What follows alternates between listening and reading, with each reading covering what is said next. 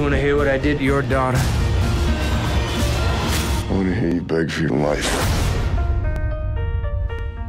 When the family finally gets to their summer home, Mary decides that she wants to meet up with her, childhood friend, Paige, who lives in the town, and they're gonna get together, and it seems innocent enough. They're just gonna meet up.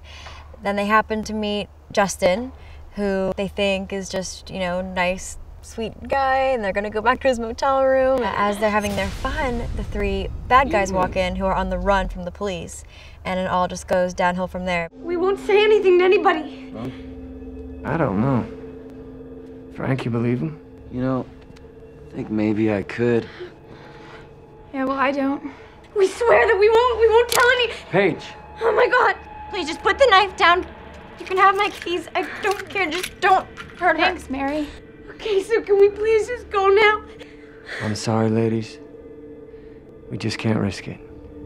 What if somebody that follows no rules comes into my house or captures my daughter? What would I do if I were pushed to the wall? That question is a very primal question.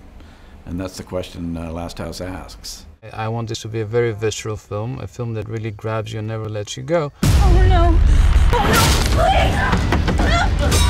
And at the same time, makes you think a bit about human nature. Like, who are we? Who's civilized? Who's uncivilized? Who's violent? Who's normal? They're still here. What if they come over here? I know. You're right.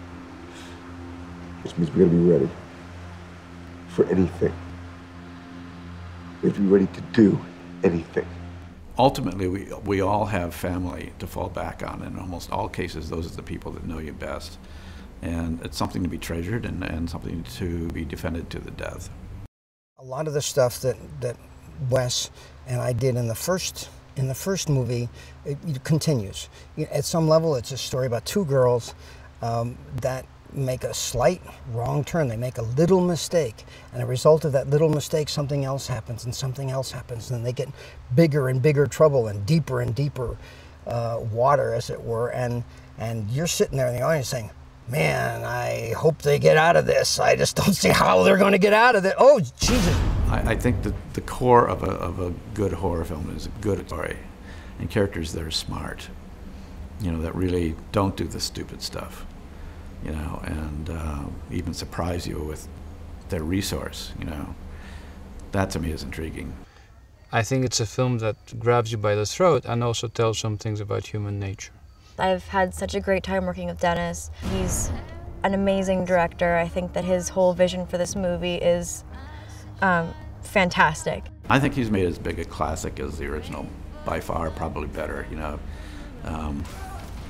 It's an extraordinary film. I'm very, very happy to have my name connected to it. What is this? I can't move. You're paralyzed from the neck down. I didn't have any rope or duct tape.